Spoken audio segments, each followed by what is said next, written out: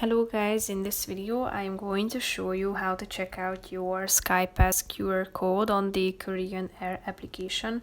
But first I just want to mention, don't forget to subscribe to my channel, because at 10,000 subscribers I am going to show you my whole YouTube revenue statistics and growth strategy, how to make money online. Now let's jump into it. First of all, open the application on your phone.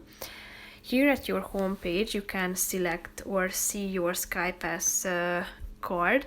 If you tap on it and click on the Skypass at the top, you are going to see your Skypass card number and also your QR code that you can add to your Apple Wallet if you tap on the Add to Apple Wallet button down below.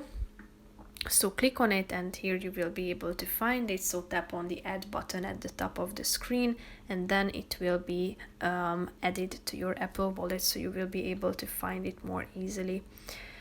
So that's pretty much it for this video, guys. See you in the next one. Bye bye.